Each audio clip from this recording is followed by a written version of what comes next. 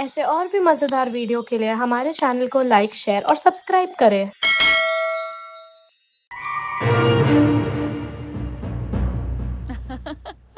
Picture बहुत अच्छी थी। मतलब मुझे तो बहुत अच्छी लगी। संध्या, तुम्हें तो कोई भी रोमांटिक फिल्म अच्छी लगती है, कितनी भी ओल्ड फैशन। नहीं डैडी, पिक्चर तो काफी टचिंग थी। कुछ भी कहिए, आपको तो सिर्फ एक्शन मूवीज ही अच्छी लगती हैं।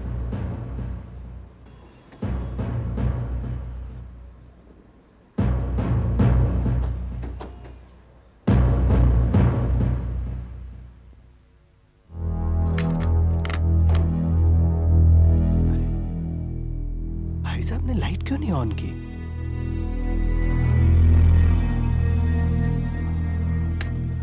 पता नहीं क्या हुआ होगा।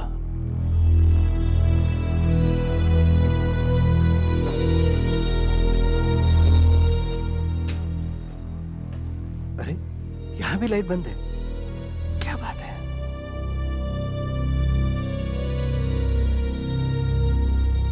भाई साहब ने खाना भी नहीं खाया और बत्ती भी नहीं जलाई। कुछ तो गड़बड़ है। भगवान, मैं जाके देखती हूँ। मैं भी जाता हूँ। कमल भैया, कमल भैया,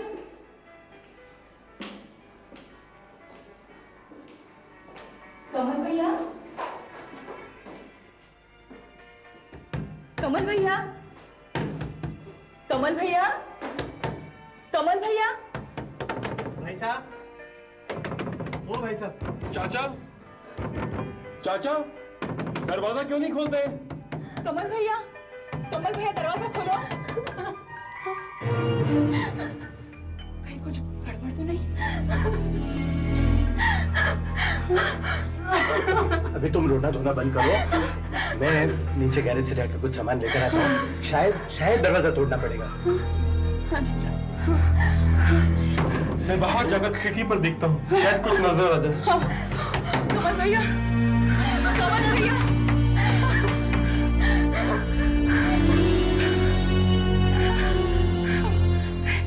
तू जा, अमित के साथ जा और जरा बाहर से आवाज लगा। जा, देख तो क्या हो गया। जा, कमल भैया। आरती, ऊपर बत्ती चली हुई है, मैं ऊपर होके आता हूँ। चाचा, चाचा। तुम्हारे पापा गैराज में है, वहाँ बहुत अंधेरा है, उनके पास टॉर्च नहीं है, जाओ उनकी मदद करो। कमल भैया, दरवाजा खोलो, कमल भैया।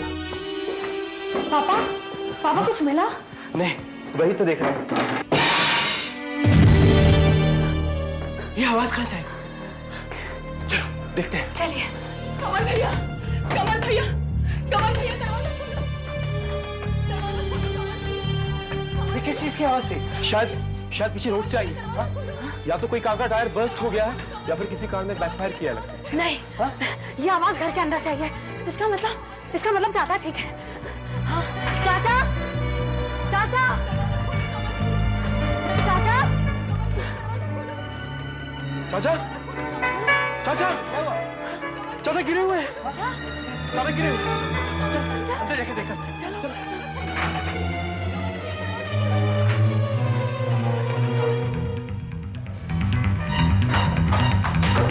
हमने नीचे से देखा, वो गिरे पड़े। भैया,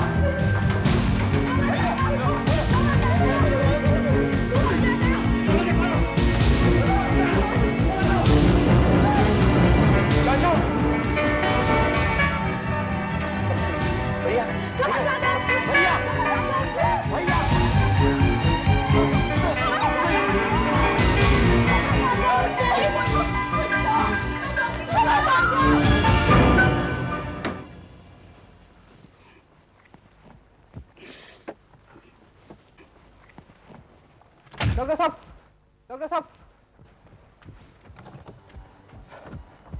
आपके लिए अर्जेंट फोन कॉल है। किसका फोन है?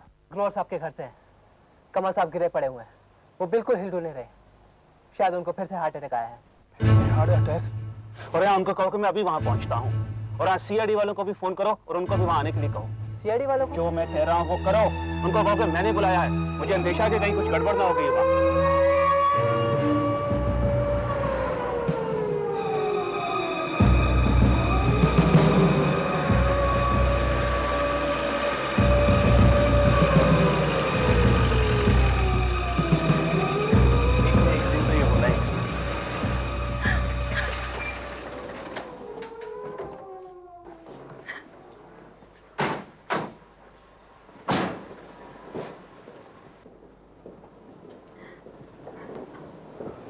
ग्रोवर साहब का घर यही है? जी हाँ, हम सीआईडी ऑफिसर्स हैं। जी हाँ, यहाँ किसी की मौत हुई है? जी हाँ, मेरे बड़े भाई साहब की। लेकिन आप यहाँ क्यों? डॉक्टर पेंस ने हमें बुलाया। Doctor Pence? लाश कहाँ है? ऊपर। डॉक्टर पेंस, मैं इंस्पेक्टर वीरेन हूँ फ्रॉम सीआईडी, और ये हैं फॉरेंसिक एक्सपर्ट डॉक्टर साळुंके के। हेलो। आप ही ने हमें बुलाया था? जी हाँ, मेरे ही कंपाउंडर ने आपको फोन करके यहाँ आने के लिए कहा था। अच्छा, सबसे पहले ये बताइए कि एग्जैक्टली हुआ क्या है? एक कमल ग्रोवर हैं, उम्र कोई 58 साल। लगता है जबरदस्त दिल का दौरा पड़ा है इनको, जिसकी वजह से इनकी मौत हो गई है। शायद रोज की तरह वाइन पीते हुए पेपर पढ़ रहे थे। मौत कितने बजे हो गई है? अभी कोई 10:15 हुए हैं, यही कोई 3 घंटे पहले, 7:30 के करीब। लेकिन सर, सब जब घर वाले 9 बजे वापस आए तब उन्हें इस कमरे से एक बहुत जोरदार आवाज सुनाई दी। इसका मतलब 9 बजे तक मिस्टर ग्रोवर जिंदा थे। नामुमकिन, ये हो ही नहीं सकता। राइटर नोटिस से पता चलता है, आई मीन इनकी शरीर के जकड़न से ये बात पता चलती है कि 3 घंटे पहले इनकी मौत हो चुकी थी। एक्सक्यूज मी डॉक्टर पेंसे, मैं जरा बॉडी चेक कर लूं? जी sure, thank you. Please. Patil, सारे कमरे की वीडियो रिकॉर्डिंग ले लो। कमरा इस समय जैसा है वैसे। डॉक्टर पेंसे, कमरे में किसी भी चीज को अपनी जगह से हिलाया तो नहीं है? जी नहीं। सुधाकर, तस्वीरें खींच लो, खासकर लाश की।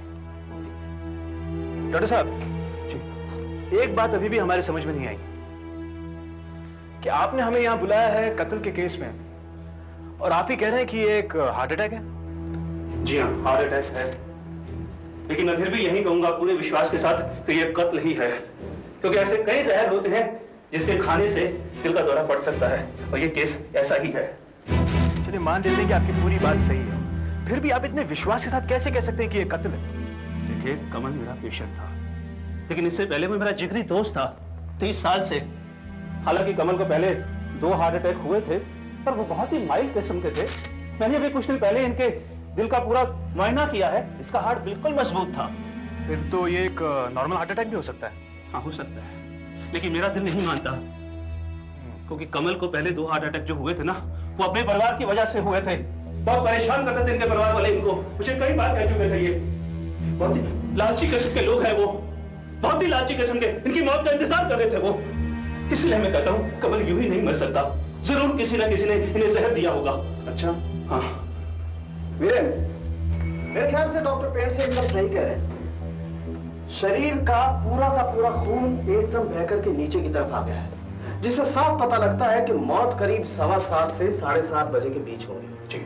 और जहां तक जहर का सवाल है, इस वाइन के गिलास से तो कोई स्मेल नहीं आ रही।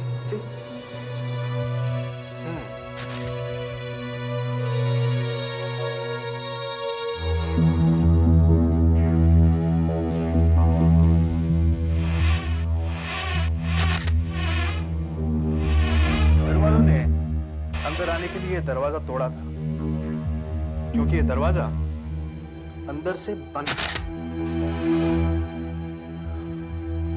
बाहर जाने का कोई रास्ता भी नहीं है, और खिड़कियों पर तो ग्रिल है, कोई अंदर आ जा भी नहीं सकता।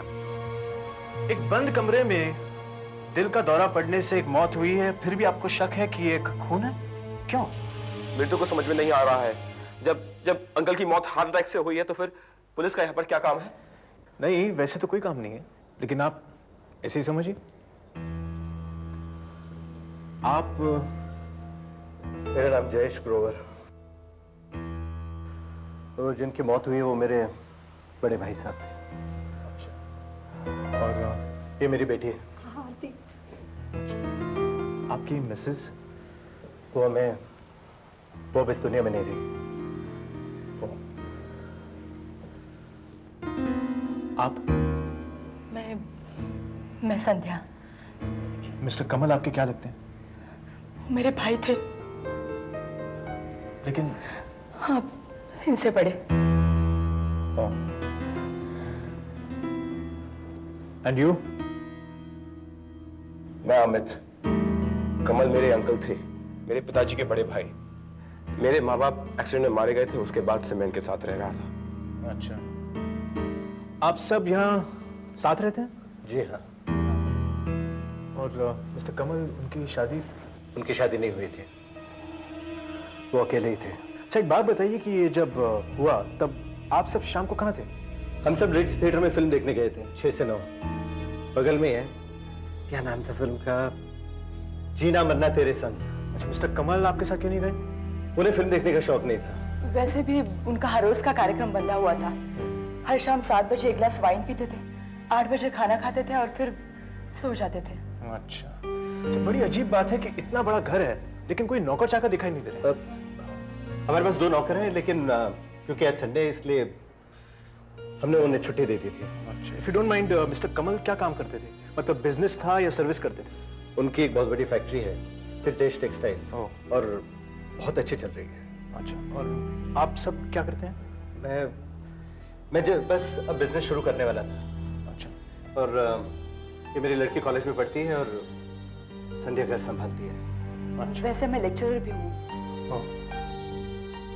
और आप? मैं कुछ नहीं करता। हाँ? मैं कुछ नहीं करता, सिर्फ पेंटिंग का शौक रखता हूँ, इसलिए अपने चाचा के ऑफिस जाना बंद कर दिया। यही जानना चाहते हैं ना आप? सर मैंने कमरे की सारी चीजों की फोटो ले ली है। ओके, एक काम करो, लाश को जांच पड़ताल के लिए डॉक्टर साळुंखे के पास भिजवा दो। तभी हमें पता चलेगा कि मिस्टर कमल की मौत सचमुच दिल के दौरे से हुई है या किसी ने उनका खून किया है। लाश मिलने से पहले घर वालों ने एक जोरदार आवाज सुनी। यह आवाज बहुत मायने रखती है। हमें यह पता लगाना चाहिए कि यह आवाज आई कहां से थी। डॉक्टर पेंसे, हेलो, सॉरी आपको इंतजार करना पड़ा। It's okay. मुझे एक बात बताइए, इन लोगों पर आपको शक क्यों है? इंस्पेक्टर साहब, आप इन लोगों को नहीं जानते, मैं इन लोगों की रग रग से वाकिफ हूं। इन लोगों का जो घर है वो संध्या, जयेश और कमल के माँ बाप के नाम है। जयेश ने कमल से 50 लाख रुपए मांगे थे अपने किसी नए बिजनेस के लिए, यही कहकर कि इस मकान में उसका भी हिस्सा है, जिसे कमल ने देने से साफ मना कर दिया था। आपका मतलब है जयेश का हिस्सा देने से इनकार कर दिया? अरे वही क्या, उससे कहीं ज्यादा पैसा दे चुका था कमल जयेश को। जयेश ने 4 बिजनेस शुरू किए थे, सब पैसा कमल ने दिया था और चारों के चारों बिजनेस डूब गए। अरे जयेश को तो शुक्र मानना चाहिए कि कमल उसे और उसकी बेटी को उस घर में रहने दे रहा था। और ये संध्या, अब मेरी तरफ देख रहे हैं। इसे कमल की मौत से क्या फायदा? इस बेवकूफ को किसी से प्यार हो गया है। प्यार हो गया तो उसमें बुरी बात क्या है? अरे वो आदमी उससे 4 साल छोटा है। जब कमल को पता चला तो वो आग बबूला हो गया। उसने संध्या को मना किया था उस आदमी से शादी करने से, धमकाया भी था।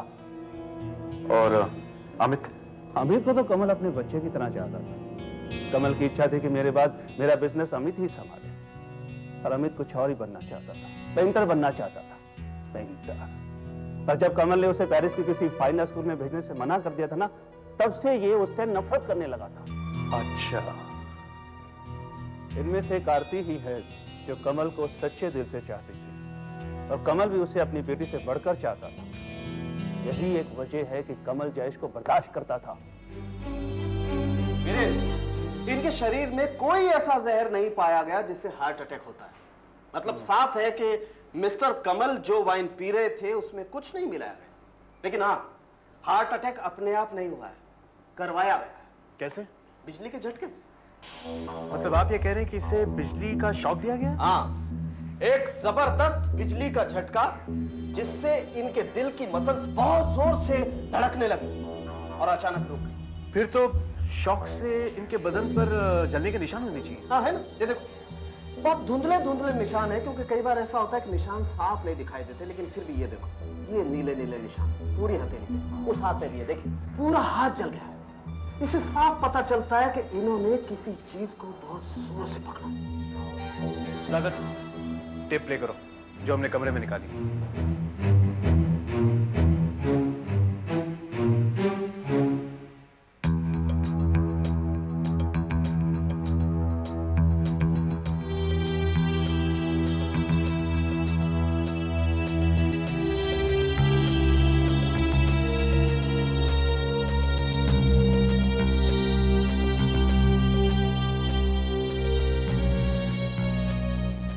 स्टॉप, रिवाइंड कर,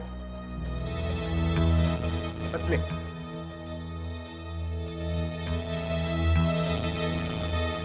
पॉज।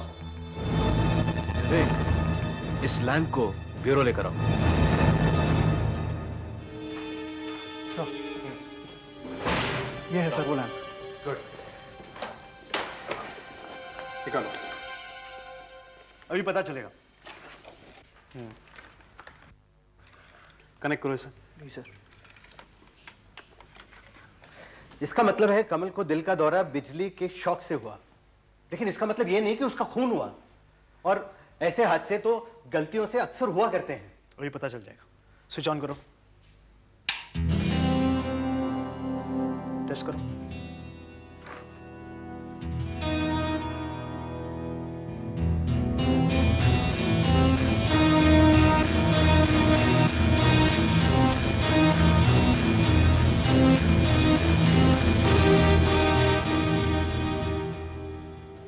टेस्टर की लाइट ऑन नहीं हुई। एक काम करो, इसे हाथ लगा कर देखो। जी सर।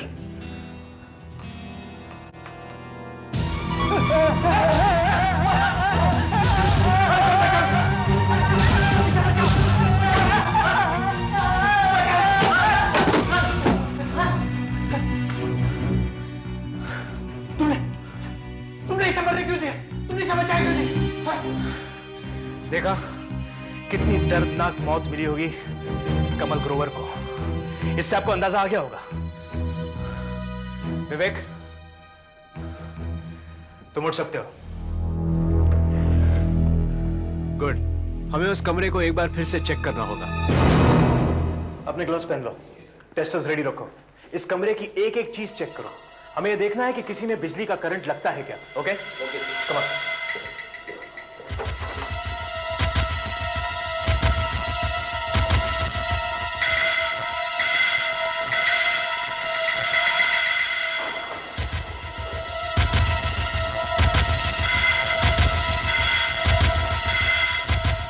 चेक करो, इस कमरे में जरूर कोई चीज है जिससे शॉक लगता है। प्लग्स, तारें, सॉकेट, सब कुछ।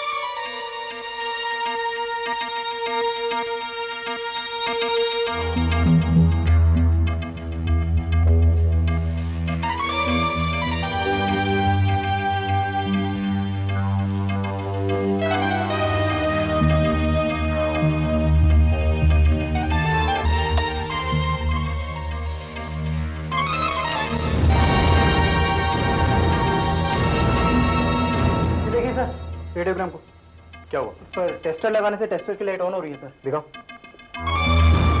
यस, देखिए मैं बताता हूं क्या हुआ होगा। भाई साहब को रेडियोग्राम पर क्लासिकल म्यूजिक सुनने का शौक था, इसलिए जैसे उन्होंने ये स्विच ऑन किया होगा उन्हें जोर से शॉक लगा होगा और यहां से आकर यहां गिरे होंगे जहां उनकी बॉडी मिली थी। हो सकता है। एक काम करो, इसे ब्यूरो ले चलो, वहीं जाके चेक कर लेंगे।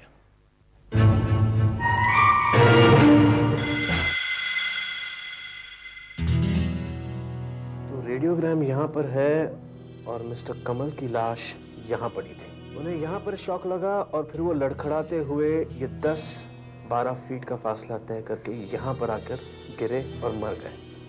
साथ में कुर्सी भी गिर गई। लेकिन अगर उन्हें यहां शॉक लगा तो फिर उन्हें यहीं रेडियोग्राम के पास ही गिरना चाहिए था। ऐसा कैसे हो सकता है? सर ये देखिए सर, ये देखिए सर, रेडियोग्राम शॉक इसलिए दे रहा था क्योंकि इसका अर्थिंग का तार ठीक से जुड़ा नहीं है, वायर लूज है सर। और इसमें एक प्रॉब्लम और भी है सर। ये देखिए, ये बिजली की सप्लाई का तार यहां से अंदर से रेडियोग्राम की बॉडी को छू रहा है सर। ये देखिए सर, ये देखिए, इसी वजह से पूरी बॉडी में करंट आ रहा है सर। ये देखिए सर, ये बिजली की वायर का तार, इसी से शॉक लगा है। तो हो सकता है किसी ने इसे छेड़ा हो। एक मिनट, उस शाम सब लोग पिक्चर देखने गए थे। हो सकता है उनमें से किसी एक ने इस रेडियोग्राम की तार को तोड़ा जोड़ा हो, क्योंकि सब जानते थे कि मिस्टर कमल हर शाम क्लासिकल म्यूजिक सुनते हैं। तो उसने प्लान किया होगा कि वो रेडियोग्राम को छुएंगे ही, उन्हें शॉक लगेगा और उनके दिल की धड़कन रुक जाएगी। ऐसा नहीं हो सकता है सर। मिस आरती, आप आइए। क्यों नहीं हो सकता था? सर क्योंकि जब हमें चाचा की बॉडी मिली तो रेडियोग्राम पहले से ही बज रहा था। क्या कहा? रेडियोग्राम बज रहा था? हाँ। लेकिन उसमें से शॉक तो लग ही सकता था। उससे तो किसी को शॉक लग ही नहीं सकता। क्यों? क्योंकि अगर रेडियोग्राम से शॉक आ रहा होता तो वो मुझे भी लगता, क्योंकि रेडियोग्राम मैंने ही बंद किया था। लेकिन ये आपने वहां क्यों नहीं बताया? सर मैं बताने ही वाले थे कि पापा ने मुझे रोक दिया। इसका मतलब है कोई हमें गुमराह करने की कोशिश कर रहा है इस रेडियो को मिस्टर कमल की मौत का कारण बना के, और असल में मिस्टर कमल की मौत का कारण कोई और है। अब मुझे यकीन हो गया है कि ये मौत एक हादसा नहीं, कत्ल है।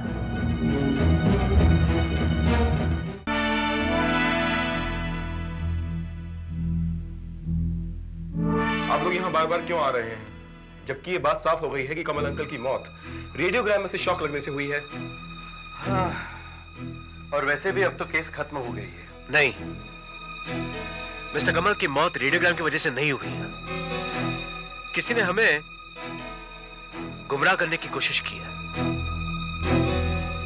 किसी ने नहीं तो किस चीज से हुई? वही तो पता लगाना है। हमने इस कमरे की एक एक चीज को बारीकी से चेक किया है, लेकिन फिर भी क्या इस कमरे में कोई ऐसी चीज है जिससे मिस्टर कमल को एक जबरदस्त बिजली का झटका लगा और जिससे उनकी दिल की धड़कन रुक गई? क्या चीज हो सकती है?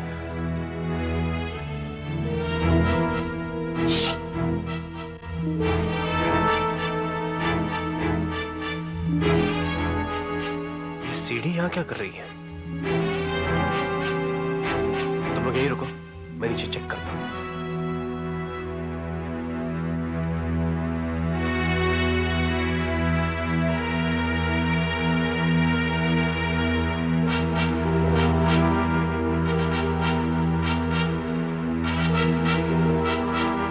ये सीढ़ी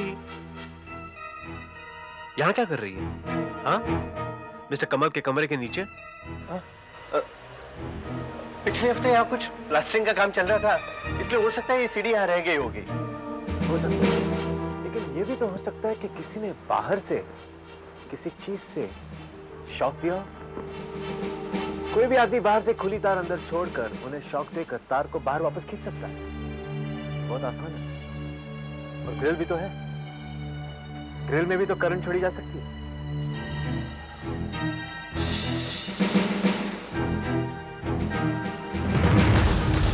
मैं बताता हूं क्या हुआ होगा। किस ऐसे तरह के डंडे पर बिजली का तार लगा होगा जो किसी प्लग से जुड़ा होगा और तार आगे से खुला होगा।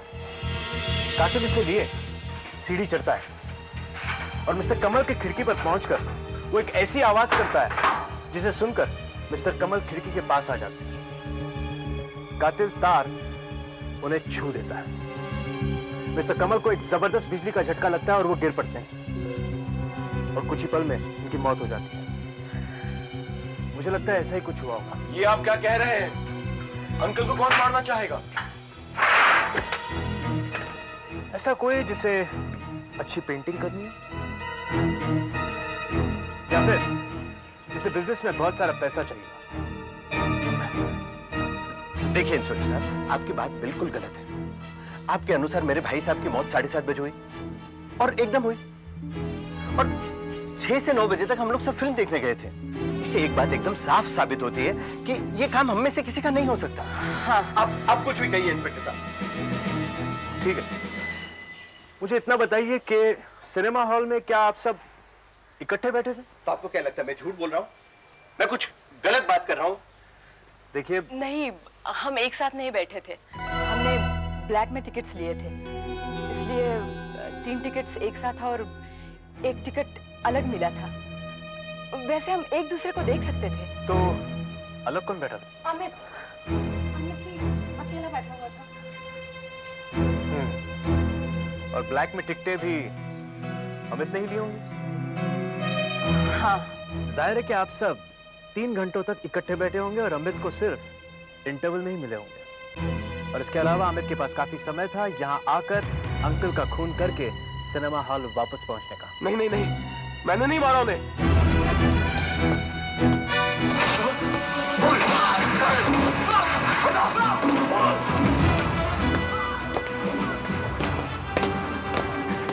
मैंने सबका कमरा यही जी सर। है अभी? आइए आइए, जैसा आपने कहा था वो सब मैंने चेक किया। हमारे यहाँ जो फिल्म चल रही है जीना मन्ना तेरे संग, संडे को तो एकदम हाउसफुल गई। मुझे लगता है कि उन लोगों ने टिकट ब्लैक मिली होगी। और जरूरी नहीं है कि जो ब्लैक में टिकटें मिलती हैं वो सब साथ में हो। एक यहाँ हो सकती है तो दूसरी वहां हो सकती है। राइट। एक बात बताइए कि आपके सिनेमा हॉल में से आना जाना कितना आसान है? आना जाना?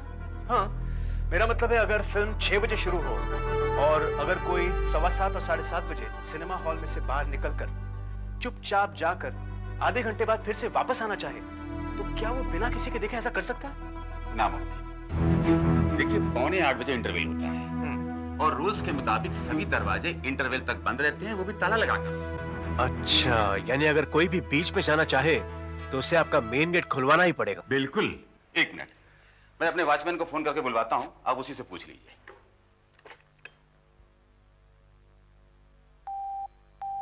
हेलो। हेलो, जरा परसू को भेजना तो। ओके सर, भेजता हूँ। हाँ, ये वॉचमैन गेट के एकदम बाहर खड़ा रहता है और सभी दरवाजे बंद रहते हैं। वॉचमैन जब चाहेगा तभी दरवाजे खुलेंगे। नमस्ते सर। सर आपने मुझे बुलाया? हाँ, ये तुमसे कुछ पूछना चाहते हैं। देखो परसों, पिछले संडे शाम के शो में इंटरवल से पहले तुमने किसी को बाहर जाने दिया था? नहीं सर। याद करो। देखो, इनमें से किसी को बाहर जाते देखा था? नहीं सर। तुम्हें यकीन है? जी। सच बोल रहे हो? जी सर। देखो, ये खून का मामला है, कहीं तुम झूठ बोल रहे हो तो बहुत बुरा होगा। नहीं सर, मैं सच बोल रहा हूँ सर। थिएटर से बाहर कोई नहीं गया। सर वो लोग 6:45 बजे घर से निकले और 9 बजे घर पहुंचे और इसी बीच यानी कि 7:15 और 7:30 बजे के बीच मिस्टर कमल का खून हो गया। मतलब इनमें से किसी ने मिस्टर कमल का खून नहीं किया है। फिर भी इन सभी को मिस्टर कमल की मौत से फायदा तो हुआ है। हो सकता है उन्हीं में से किसी ने ये काम किसी और से करवाया। सर, आपको किसी पर शक है? हाँ, डॉक्टर पेंट से कह रहे थे कि संध्या किसी से प्यार करती है जो उससे 4 साल छोटा है और मिस्टर कमल ने उन दोनों की शादी से इनकार कर दिया था। मुझे लगता है हमें संध्या से बात करनी चाहिए। उसे बुलवाओ। आप अर्जुन को इसमें क्यों घसीट रहे हैं? किसने बताया आपको उसके बारे में? देखिए, हम आपके दोस्त से सिर्फ कुछ सवाल पूछना चाहते हैं। यह सच है ना कि वो आपसे शादी करना चाहता था मगर मिस्टर कमल ने कह लीजिए कि उसे भगा दिया? देखिए, अर्जुन से मेरा जो भी रिश्ता था वो उसी दिन खत्म हो गया था जिस दिन कमल भैया ने हमें शादी की इजाजत देने से इनकार कर दिया था। सब कुछ खत्म हो चुका है, सब कुछ। हम दोनों 3 महीनों से मिले तक नहीं है और कमल भैया की मौत खून नहीं, एक्सीडेंट है, एक्सीडेंट। और अगर कमल भैया का खून हुआ भी है तो अर्जुन किसी को नहीं मार सकता, वो ऐसा नहीं है। संध्या जी, हम बस कुछ सवाल ही पूछना चाहते हैं। अच्छा ये बताइए कि ये मिस्टर अर्जुन करते क्या हैं? हम दोनों विद्यासागर कॉलेज में लेक्चरर हैं। अच्छा, और वो किस डिपार्टमेंट में काम करते हैं? मेरा मतलब क्या पढ़ाते हैं वो? जी मैंने पूछा कि मिस्टर अर्जुन किस डिपार्टमेंट में काम करते हैं। लेकिन कमल भैया की मौत से इसका क्या वास्ता? संध्या जी, सवाल का जवाब दीजिए। मिस्टर अर्जुन क्या पढ़ाते हैं? बोलिए। Electrical engineering.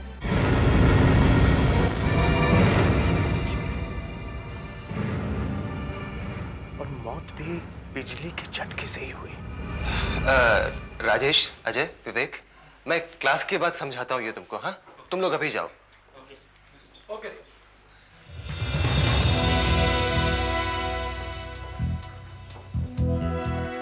मैं जानता हूँ आप लोग यहाँ क्यों आए हैं, संध्या के भाई की मौत के सिलसिले में, है ना? तो संध्या से आपकी बात हो ही गई?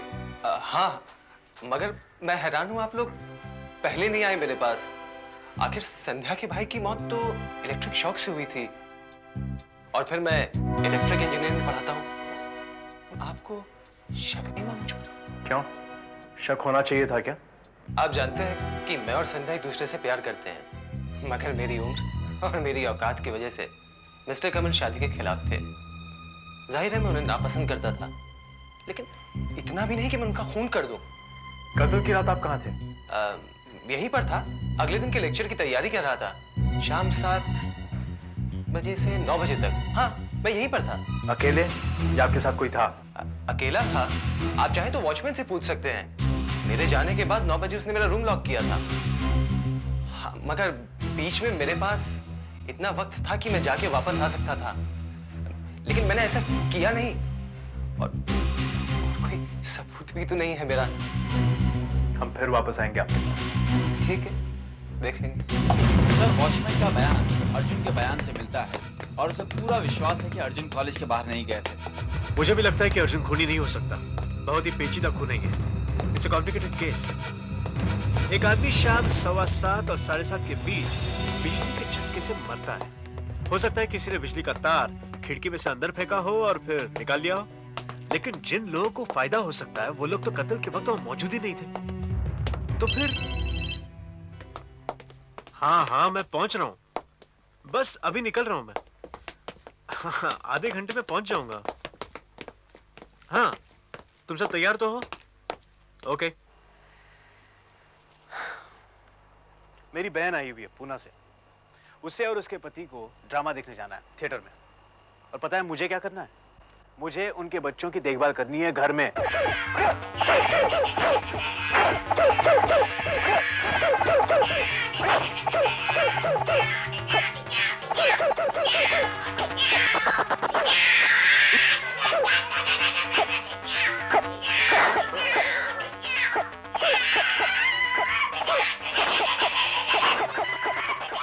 खून 7:15 और 7:30 के बीच हुआ और उस वक्त घर वाले तो सिनेमा हॉल में थे। नहीं, कहीं ना कहीं कुछ गड़बड़ जरूर है। कुछ गिरा था। क्या था वो? कहीं वो आवाज घर के बाहर से तो नहीं आई थी? मगर मिस्टर कमल को मरे करीब 2 घंटे हो चुके थे।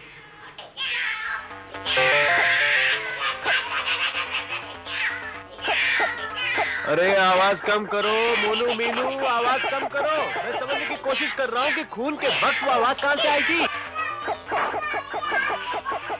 अच्छा बाबा, आ रहा हूं। हाँ, कहां से आ रही थी? Okay, let's go. आओ, एक डिचकियां।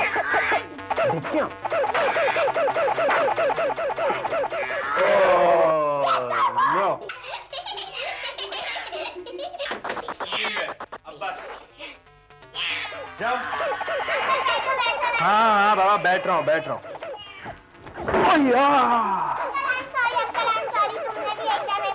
हाँ भाई, ओके।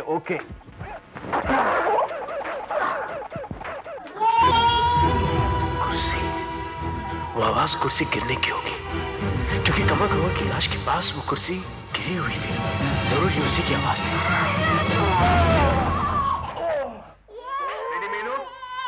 आज के बाद कुर्सी कभी गिराना नहीं, बहुत गंदी बात है। Okay, but by the way thank you. मालूम पड़ गया कि आवाज किसकी थी।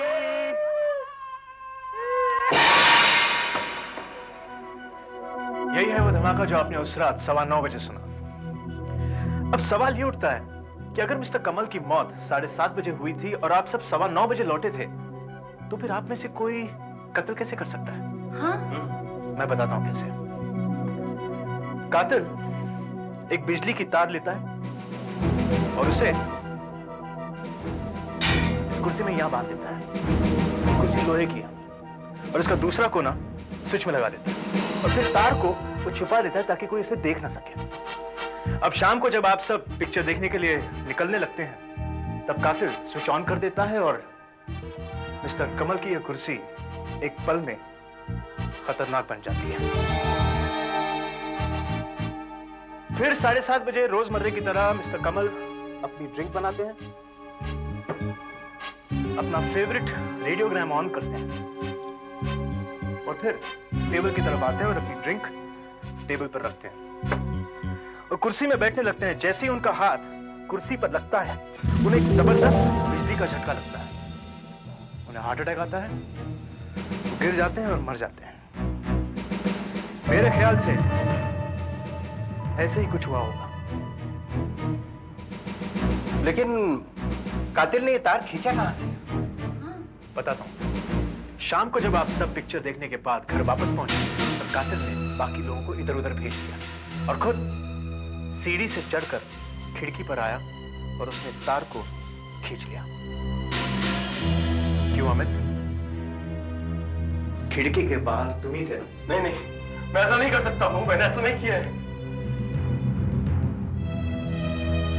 लेकिन आप ये कैसे कह सकते हैं? एक मिनट सुधाकर, नीचे जाओ, खिड़की के बाहर और वहां से तार मैं फेंकता हूं, उसे खींच लो।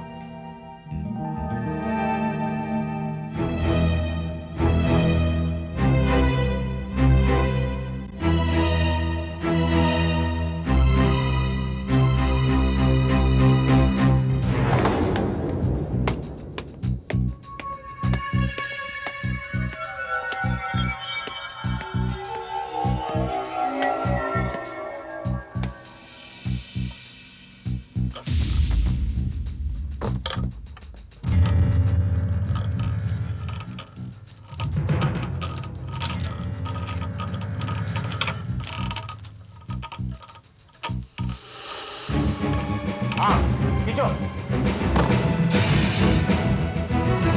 देखा?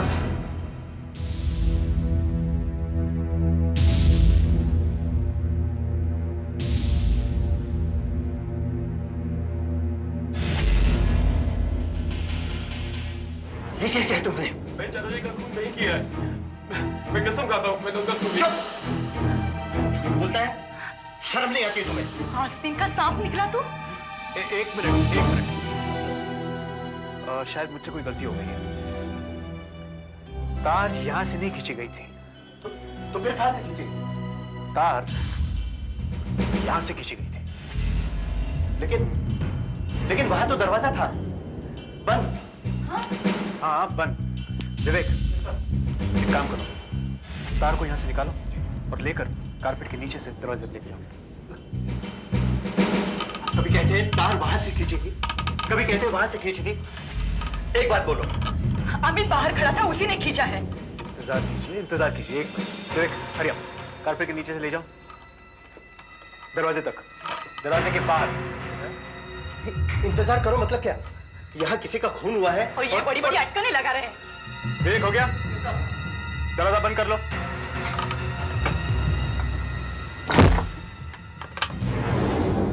हाँ विवेक, एक मिनट रेडी रहना।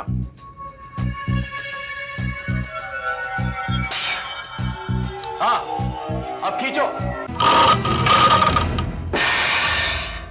देखा, यकीनन तार बाहर से ही खींचा गया था। मैं बता दूं क्या हुआ होगा। कातिल ने आने के बाद बाकी सबको इधर उधर भेज दिया और तार खींचने की कोशिश की, लेकिन तार आसानी से निकला नहीं। जब उसने जोर लगाया तब तार निकला, लेकिन कुर्सी गिर गई और फिर उसने तार को फटाफट कहीं छुपा दिया। और दरवाजे के बाहर कौन था? आप क्या? और दरवाजे के बाहर कौन था? आप क्या?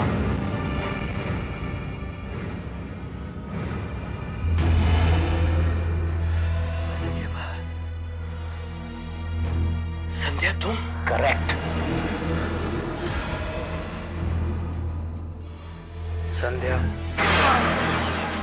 हाँ, क्योंकि मैं अर्जुन से शादी करना चाहती थी। मैं अर्जुन से बहुत प्यार करती हूँ, बहुत प्यार करती हूँ। लेकिन कमल भैया ने इनकार कर दिया, क्योंकि इस घर में उनकी मर्जी चलती थी।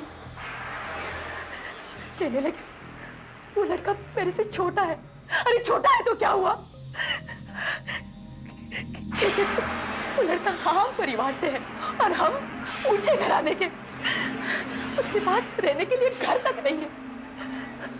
अरे अरे घर नहीं हुआ तो क्या हुआ, वो खरीद के दे सकते थे, लेकिन नहीं दिया उन्होंने। इसके पहले भी मैंने 3-4 बार कोशिश की शादी करने की, लेकिन इन्होंने सब लड़कों के लिए मना कर दिया।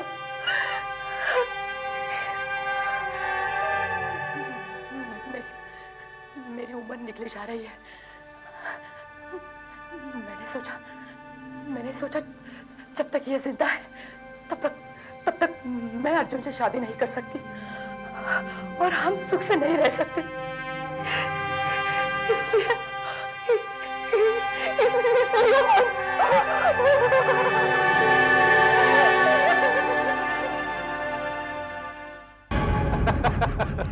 इतने समय के बाद मिल रहे हैं हम लोग। हाँ, जब से एसवी बने हो बहुत बिजी हो गए भाई।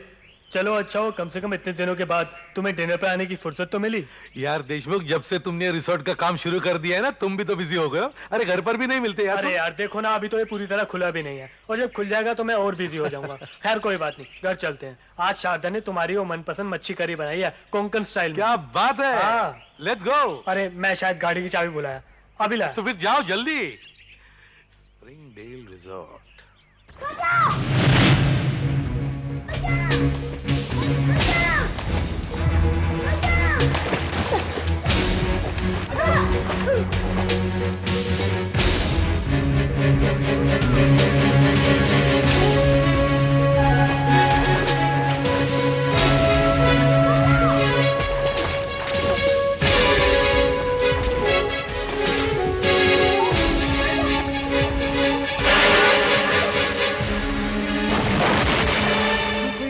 पास के गांव वाला बच्चा लगता है, शायद दीवार फांद के आ गया होगा। जल्दी डॉक्टर को बुलाओ, जल्दी को। अच्छा हुआ तुम थे, वरना जाने क्या हो जाता।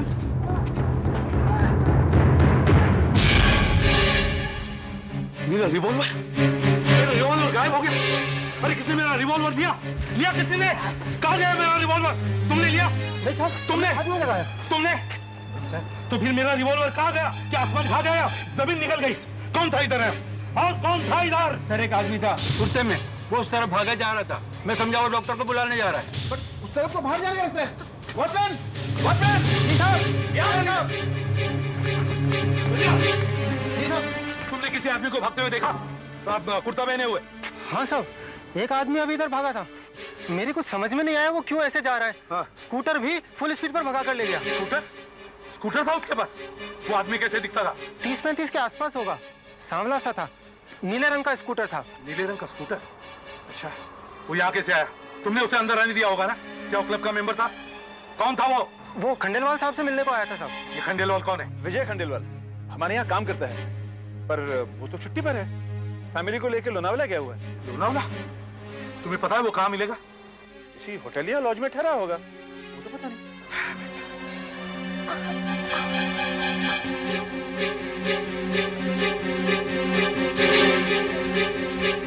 हेलो सुधाकर, देखो लोनावला पुलिस स्टेशन को इन्फॉर्म करो।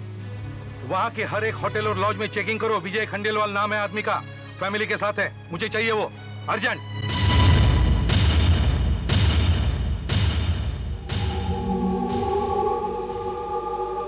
सर, लोनावला से क्या खबर मिली? सर अभी तक तो कुछ भी पता नहीं चला है सर। इंस्पेक्टर माइकल वहीं है, जैसे ही उसे कुछ पता चलेगा वो हमें इन्फॉर्म कर देगा। सर आप घर जाकर थोड़ा आराम कर लेते, सारी रात आप यहीं बैठे थे। वहां से खबर मिलते ही मैं आपको इन्फॉर्म कर दूंगा। कैसे सो सकता हूं मैं? हाँ, मेरा गोलियों से भरा रिवॉल्वर गायब होता और तुम मुझे कहते हो सो जा। एक एक गोली का मतलब होता है मौत, मौत।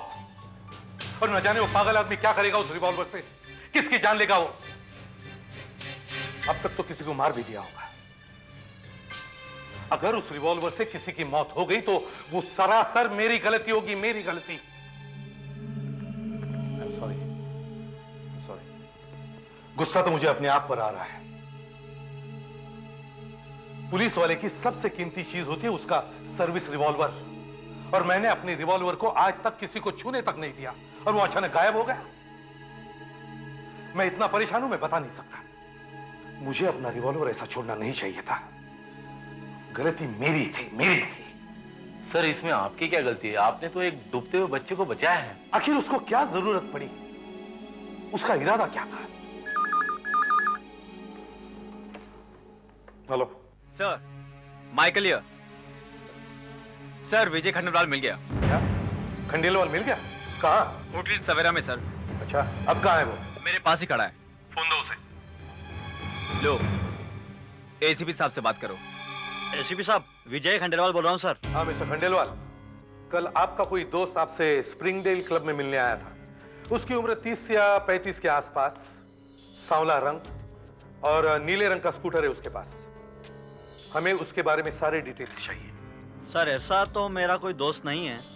नीला स्कूटर। जरा ठीक से सोचिए, वो आपसे मिलने आया था, इसका मतलब है आप उसे जानते हैं। ऐसा कोई दोस्त शायद परेश होगा सर। वो ये परेश कौन है? सर, परेश कुमार। वैसे ये मेरा कोई दोस्त नहीं है। सालों पहले हम लोग कॉलेज में इकट्ठा पढ़ते थे। अभी कुछ दिन पहले मुझे बस स्टॉप पर मिला था। नीले रंग का स्कूटर चला रहा था। उसी ने मुझे लिफ्ट दी थी। उसके बारे में आप और कुछ जानते हैं? रास्ते में थोड़ी बहुत बातचीत हुई थी। नौकरी की तलाश में घूम रहा था। मुझसे कहने लगा कि मेरे क्लब में कोई जगह खाली हो तो मैं उसकी मदद करूं। अच्छा, तो? क्लर्क आदमी है सर। इसी सिलसिले में मुझसे मिलने आया वो। कहाँ रहता है वो? बरसों बाद मिला था। ज्यादा डिटेल में तो मुझे कुछ मालूम नहीं है। बस इतना जानता हूँ, फनसवाड़ी में मंदिर के पास सर कहीं रहता है वो। फनसवाड़ी? ठीक है, हमें फनसवाड़ी जाना होगा। अगर यही परेश कुमार क्लब में नौकरी मांगने गया था तो उसने मेरा रिवॉल्वर चुराया क्यों? क्यों?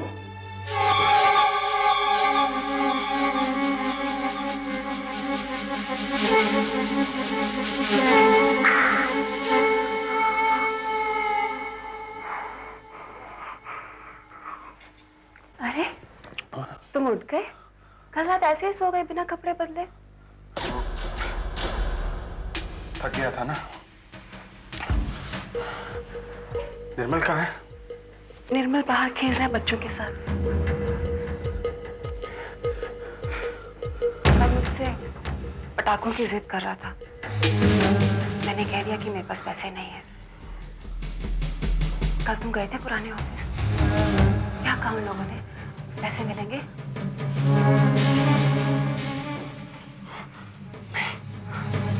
अच्छा, वो नए क्लब के ऑफिस गए थे? नौकरी की बात करी परेश। खंडेलवाल मिला ही नहीं। पर तुम चिंता मत करो। हाँ? चिंता मत करो, चिंता मत करो। मैं अभी कैसे ना करूं मैं चिंता? ऐसे कब तक चलेगा परेश, कब तक? तुम्हारी नौकरी छूटे हुए इतने महीने हो गए, उसके पैसा अभी तक मिले नहीं है और नई नौकरी तुम्हें मिल नहीं रही है। तुम्हें पता है दिवाली सर पर आ गई है। बच्चे के लिए हम नए कपड़े और पटाखे भी नहीं खरीद सकते। चुप। तेरा तो बस रोज का ही रोना है। शुरू हो जाती है बस, रुकती ही नहीं। क्या क्या क्या करूं मैं? कंपनी का दिवाला ही निकल गया मेरा। कह रहा हूं ना, चिंता मत करो, सब ठीक हो जाएगा। कल का दिन बहुत अच्छा था। तुम्हें नौकरी मिल गई परेश? नौकरी तो नहीं मिली, पर कुछ और जरूर मिल गया है। बस अब हमारी सारी मुसीबतें दूर हो जाएंगी। अभी तुम यहां से जाओ। नहीं, बस अभी जाओ, मुझे अकेला छोड़ दो। जाओ जाओ जाओ जाओ।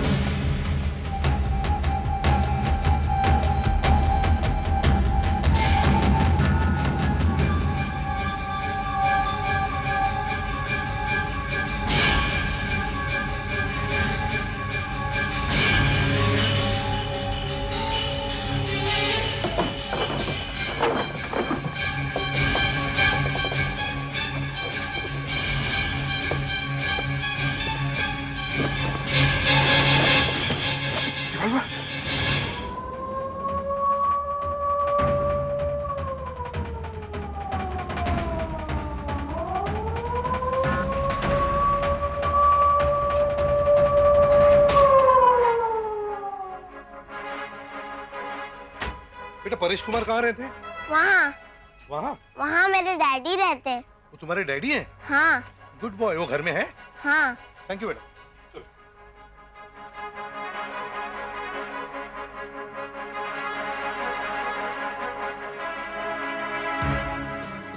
आप लोग कौन है और यहाँ किस लिए आए हैं? ACP Pradyuman CID. परेश कुमार कहाँ है? क्या हुआ? आपके पति के पास नीले रंग का स्कूटर है? जी क्यों? उसने पुलिस का रिवॉल्वर चुराया है। कहाँ है वो? रिवॉल्वर? जी हाँ। परेश ने चुराया?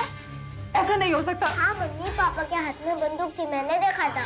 तुमने देखी थी बेटा? हाँ अंकल। तो अब तुम्हारे पापा कहाँ है? हाँ? अभी तो अंदर आए थे। जाओ जल्दी जाके देखो जल्दी। अरे आप लोग क्या कर रहे हैं? यहाँ कोई नहीं है, कुछ भी नहीं हुआ यहाँ पे। क्या कर रहे हैं आप लोग? सुनती है। अच्छा वो इस तरह से भाग गया। ये आपके पति की फोटोग्राफ है? जी। उसके स्कूटर का नंबर क्या है? स्कूटर का नंबर क्या है? MH03 C0218। C0218। कपड़े क्या पहने उसने? कपड़े क्या पहने हैं उसने? भूरे रंग का खादी का कुर्ता और काली जीन्स। सर, कंट्रोल रूम को इन्फॉर्म करो, पूरा हुलिया बता दो, स्कूटर का नंबर, स्कूटर का रंग और रेडियो पर भी अनाउंसमेंट करो जल्दी। मेरा पति ऐसा नहीं कर सकता। हम सिर्फ ये जानना चाहते हैं कि उसने रिवॉल्वर क्यों चुराया और वो है कहाँ? क्या पता साहब कि वो कहाँ है? कहीं वो अपने आप को बाहर तो नहीं लेगा?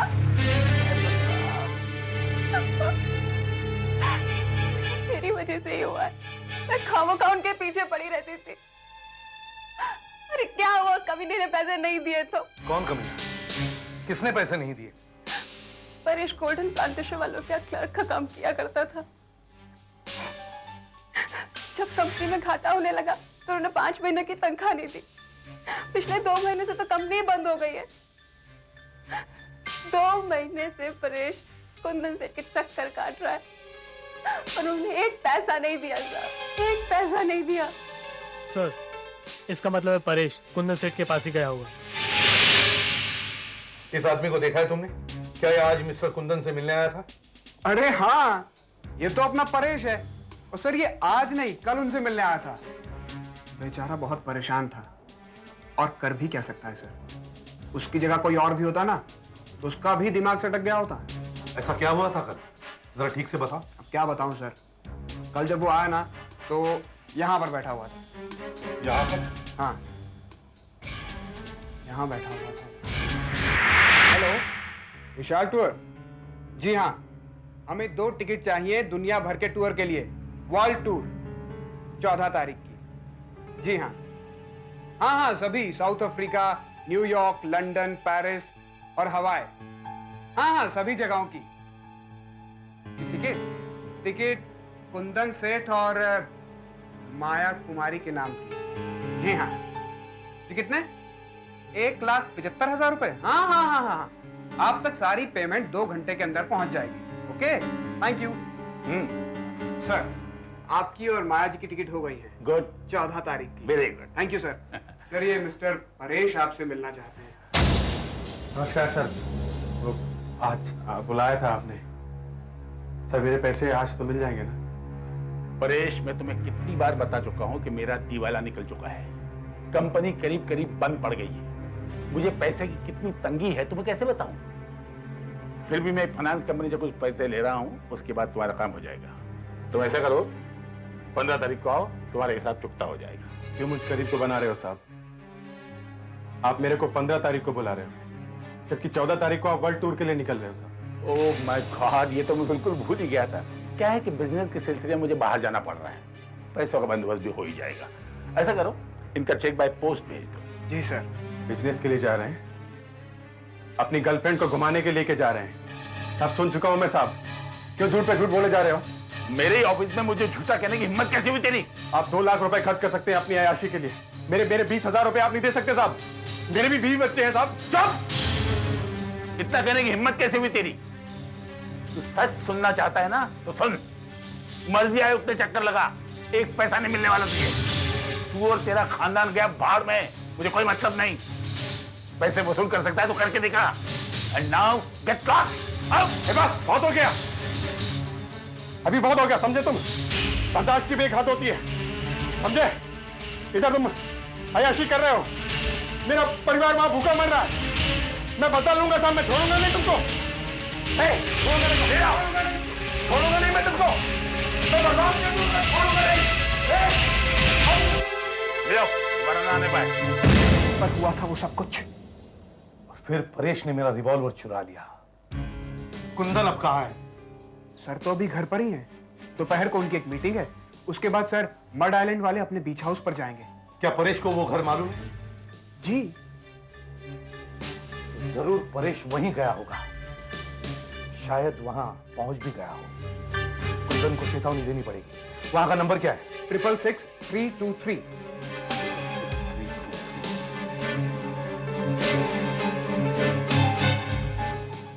बिजी है। उनके पास सेल फोन है तो, लेकिन अभी उनके पास नहीं है, खराब हो गया था, ठीक करने के लिए दिया हुआ है। घर का एड्रेस क्या है? जल्दी बताओ। 18 ग्लोरी मैंशन, एसवी रोड, खार। घर में और कोई है? उनके साथ उनकी बहन रहती है, मिस चंदा, और उनका नौकर भी है, रामू। मगर साहब तो 1 घंटा पहले ही चले गए हैं। 1 घंटा पहले? हम तो लगातार फोन कर रहे थे, फोन एंगेज आ रहा था आपका। तो फिर फोन पर कौन बात कर रहा था? वो तो चंदा बिटिया थी, साहब की छोटी बहन। वो कहाँ गई? वो भी बाहर गई है।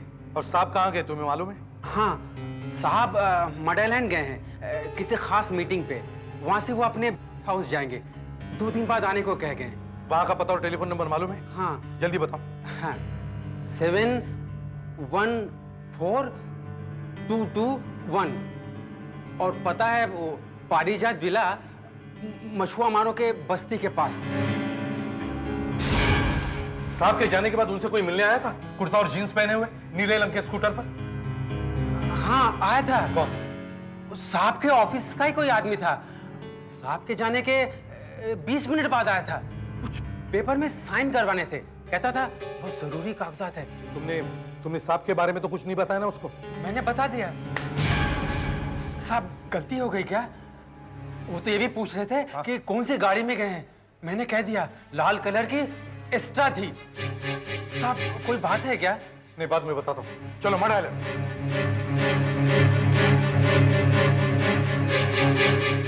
आदमी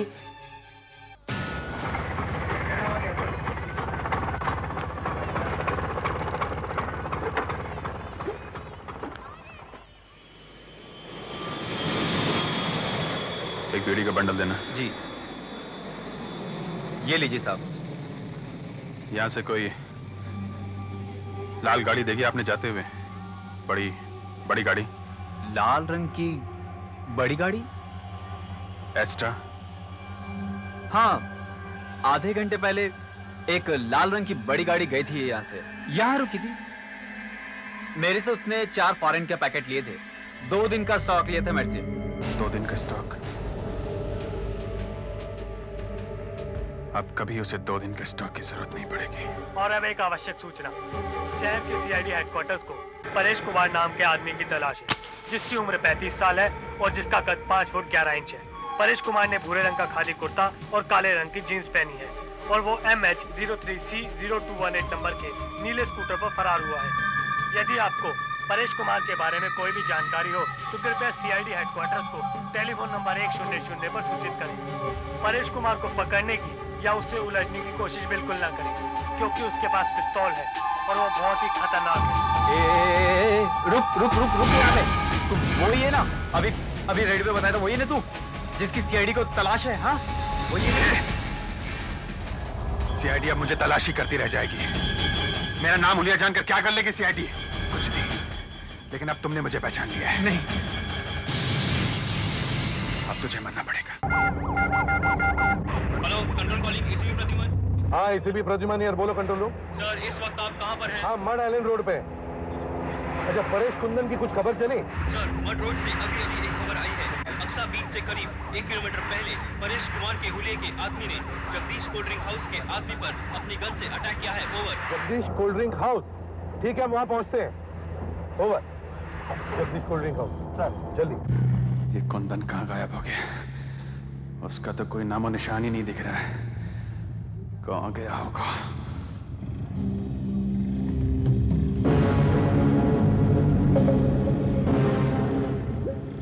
MH01T 9510। ये तो कुंदन की गाड़ी है।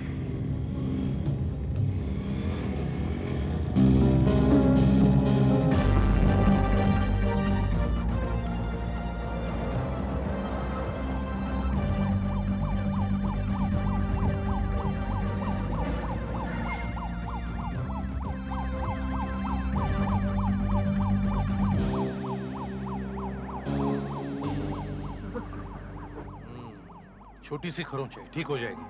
अच्छा बताओ क्या हुआ? साहब वो बोलो। आदमी आया था साहब, जिसके बारे में रेडियो पे बताया था ना। हाँ। वो यहाँ पे आया था दुकान पे मेरी। अच्छा। मेरे पास से बीड़ी ली और वो मेरे को पूछा कि यहाँ से लाल गाड़ी बड़ी वाली गई क्या? लाल गाड़ी गई क्या? हाँ, फिर? बड़ी वाली। मैंने उसको बताया हाँ गई करके। फिर उसने बीड़ी मांगी मेरे पास और साहब वो रेडियो पे बताया उसके बारे में। हाँ। तो मैंने उसको बोलो आगे क्या हुआ? पहचान लिया साहब मैंने उसको। फिर? तो उसने रिवॉल्वर निकाला, पिस्तौल निकाला और देखो कितना पिस्तौल से वार किया साहब। हाँ देखो। अच्छा सुनो, रो मत, बोलो आगे क्या हुआ? उसने ये देखो, ये रस्सी से हाथ पैर बांध दिए साहब, मेरे हाथ पैर बांध दिए उसने।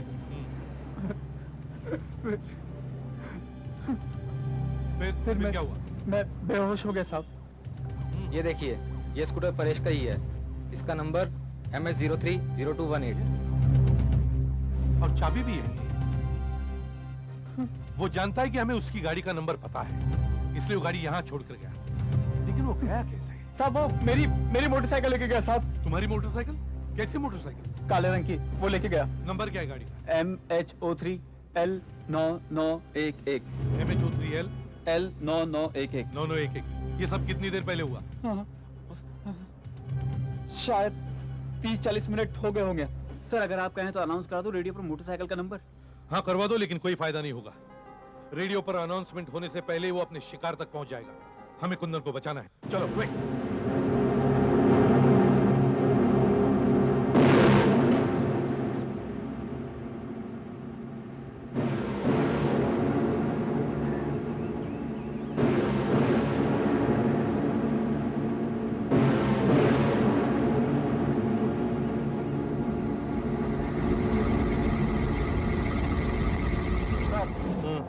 ये परेश एक मामूली सा कलर की तो है, उसे तो रिवॉल्वर चलाना भी नहीं आता होगा। किस जमाने की बात कर रहे हो सुधाकर? आजकल तो बच्चा जानता है रिवॉल्वर कैसे चलता है। इसलिए मैं एक काम करके रखता हूँ, अपने रिवॉल्वर में 6 के बदले सिर्फ 4 गोलियां लोड करके रखता हूँ। पहला और दूसरा चेंबर खाली, यानी कि पहला और दूसरा खाना खाली, ताकि अगर रिवॉल्वर चलाई तो पहली 2 गोलियां चलेंगी ही नहीं, समझे?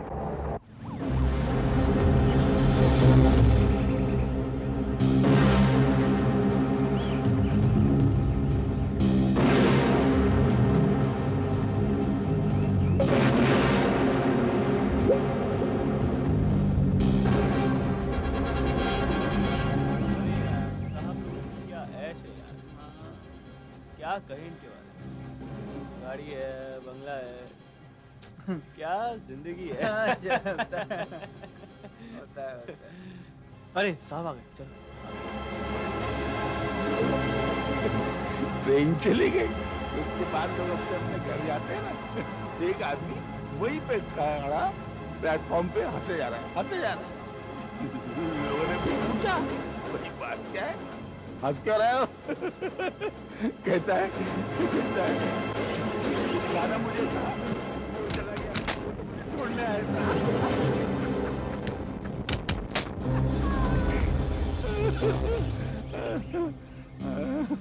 अच्छा चलो, ओके बाय।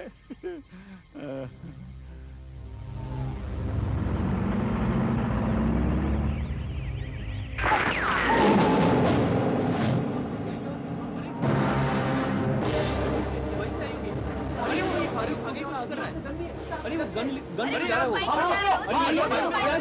अरे वो बाइक में लेके आया, वो पकड़ नहीं पाएगा।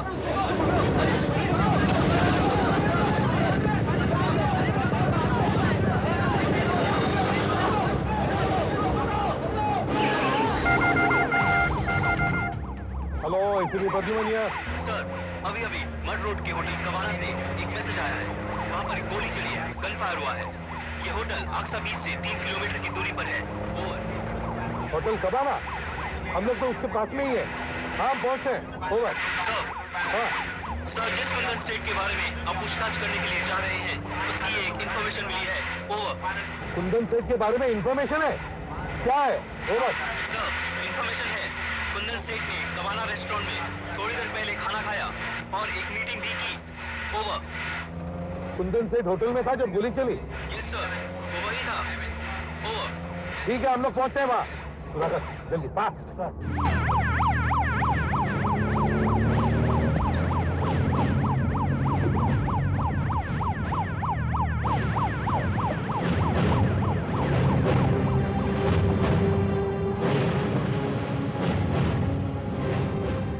क्या हुआ साहब?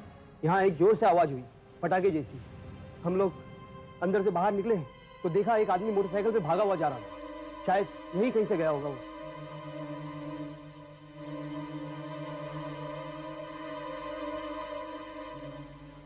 यहाँ से गया? जी।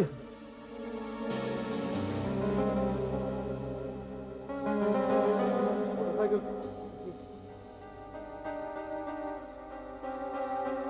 हाँ, मोटरसाइकिल के टायर के निशान, ये उसके जूतों के निशान है। इसका मतलब है वो यहाँ खड़ा हुआ होगा और शायद यहां से गोली चलाएगी। लेकिन अगर उसने कुंदन पर गोली चलाई तो फिर कुंदन को पता चल जाता, मगर कुंदन को पता ही नहीं चला। इसका मतलब है उसने कुंदन के जाने के बाद गोली चलाई। लेकिन क्यों? क्यों? गोली का निशान? गाड़ी में से स्क्रू ड्राइवर या रॉड लेके आना जल्दी।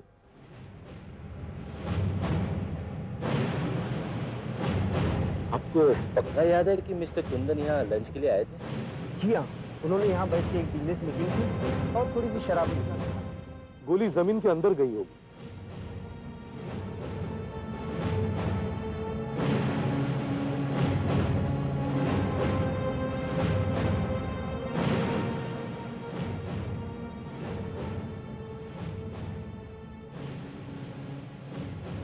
ये देखो,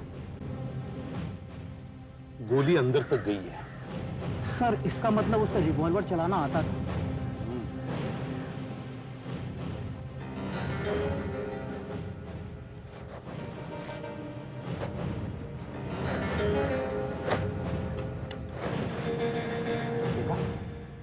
गोली ने मिट्टी का क्या हाल कर दिया है। अगर ये गोली किसी इंसान को लग जाए तो उसका क्या हाल होगा।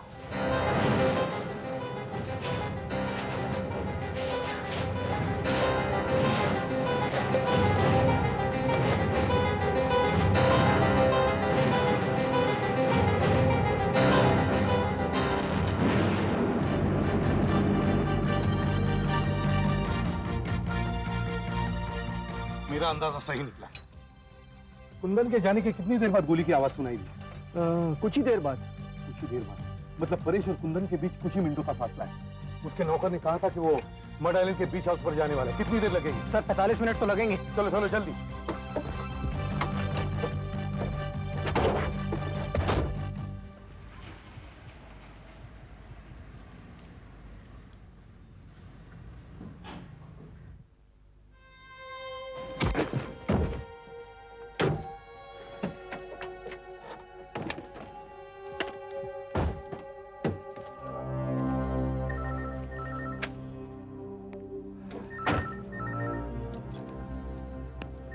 फोन की घंटी बज रही, जाओ जल्दी दरवाजा खोलो। इस वक्त कौन हो सकता है?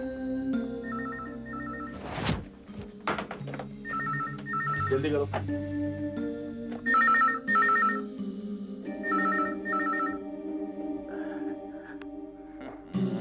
बंद हो गया। सर, कुंदन अभी तक वहाँ पहुँचा नहीं। पर लगातार फोन बज रहा है, कोई उठा ही नहीं रहा। या तो कुंदन वहाँ पहुँचा नहीं या फिर परेश ने उससे कुछ। कुंदन का बंगला यहाँ से कितनी दूर है?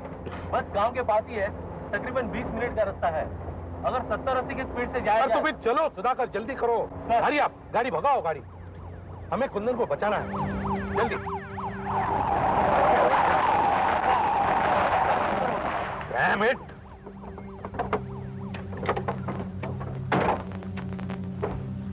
Damn it! ये टायर भी अभी पंक्चर होना था। जल्दी करो, कितनी देर लगेगी? 10 मिनट लगेंगे सर। 10 मिनट? जल्दी करो, हरी आप। 10 मिनट में तो कुछ भी हो सकता है।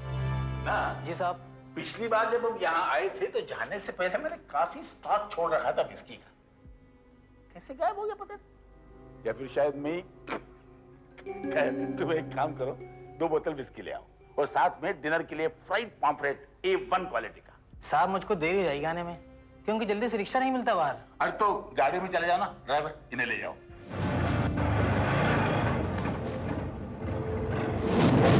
मोटरसाइकिल की आवाज इस समय यहाँ कौन हो सकता है? जरा देखो तो। देखता हूँ साहब। तुम भी।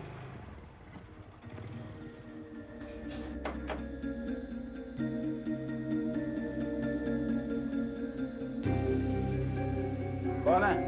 यहाँ तो कोई नहीं साहब। ठीक है जाओ। अच्छा साहब। और जल्दी लौटना। अच्छा साहब।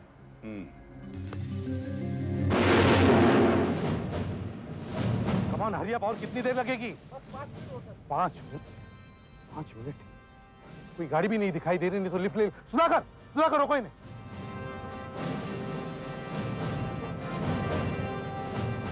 प्लीज देखिए, आप हमें अपनी गाड़ी दे सकते हैं? क्यों? ये क्या है कि हमारी जीप पंक्चर हो गई और हमें जरा जाना है, जरूरी काम है। लेकिन आप हैं कौन? CID। हाँ देखिए, जरूरी काम है, आप बाद में हमारी गाड़ी में आ सकते हैं। आपकी गाड़ी आपको मिल जाएगी, प्लीज। पैदल चलना पड़ेगा। Thank you very much. Sudhakar sir, बाद में इन्हें ले आना। हाँ, thank you sir, thank you very much. चलो चलो जल्दी जल्दी।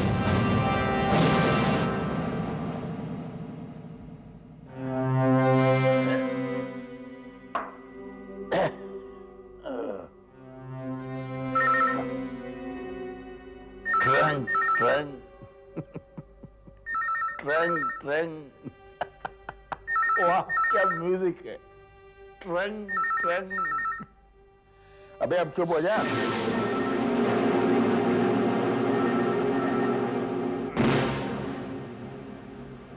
हेलो।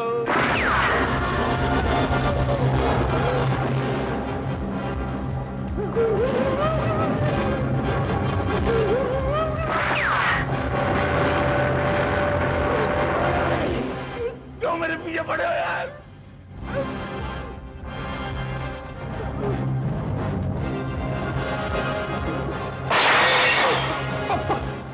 परेश,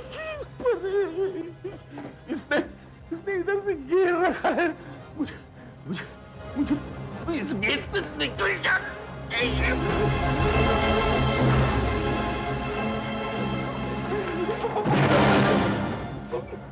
मैं अब तू मरेगा। नहीं परेश नहीं, तुम्हें पैसा चाहिए ना, मैं देता हूँ। मेरा सारा पैसा ले लो, लेकिन मुझे मत मारो। ये पर्स इसमें जितने पैसे सब ले लो। मेरे पास और भी बहुत कुछ है, सब लो, लेकिन नहीं। अब बहुत देर हो चुकी है कुंदन साहब, इन पैसों से मेरा कुछ नहीं होने वाला। जो दुख तुमने मुझे दिए हैं वो मिटाए नहीं जा सकते। मुझे समझने की कोशिश करो परेश, मेरी जान लेने से तुम्हें कुछ नहीं मिलेगा। जब एक बेटा अपने बाप से दिवाली के पटाखे मांगता है और बाप उसे नहीं दे पाता, तो जो दुख होता है ना, वो तुम नहीं समझ सकते। सिर्फ एक गरीब बाप ही समझ सकता। तू पूरी दुनिया का सफर तय करना चाहता है ना? ठीक है, अब मैं तुझे एक बहुत ही लंबे सफर पर भेज रहा हूं, जहां से तू कभी वापस नहीं आ सकता। रुक जाओ। तुम वही आदमी हो ना जो कल स्विमिंग पूल पर थे? हाँ परेश, वो रिवॉल्वर जो तुम्हारे हाथ में वो मेरा है, मेरे हवाले कर दो परेश। बात सुनो परेश, रिवॉल्वर नीचे करो परेश। नहीं परेश, रिवॉल्वर नीचे करो। नहीं परेश, रिवॉल्वर नीचे करो परेश। परेश रिवॉल्वर नीचे करो। परेश रिवॉल्वर नीचे करो। परेश रिवॉल्वर नीचे करो। परेश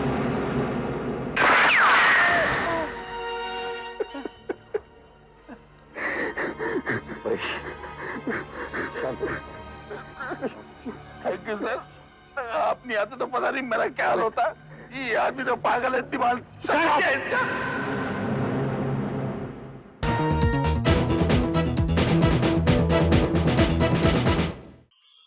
ऐसे और भी मज़ेदार वीडियो के लिए हमारे चैनल को लाइक, शेयर और सब्सक्राइब करें।